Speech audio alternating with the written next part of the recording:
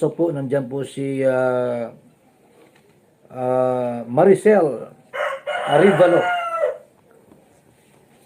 Kasama siya sa ating pong mga official Lingap reactors.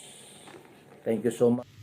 Ayan, good morning everyone. Ayan guys, update tayo sa bahay ni Lola Damiana at ito ay huling lamay na at huling araw niya na po sa kanilang bahay sa mahigit ilang araw na paglalamay sa kanilang tahanan. At ito ay busy na po ang kanyang mga pamilya sa paghahanda para sa pagkain sa mga pupunta libing sa kanya. Ayan guys, super busy sa pagluluto, paghahanda.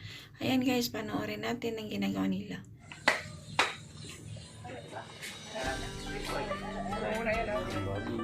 Ito mo naman yan. Yun. Yan.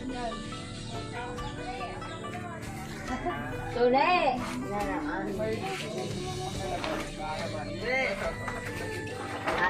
Ate mo. Di pala. Tawag ka ni ate mo. Ando siya po dito.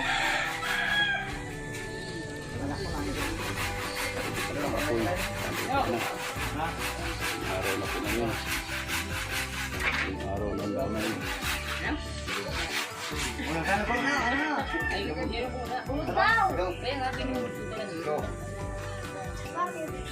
Lilinisin mamaya. Punyita ka. Punyilas ko babe.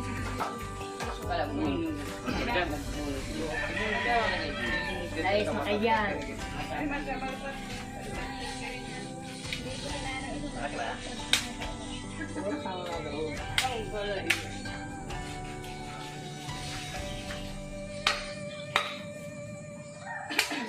Lagyan mo dyan.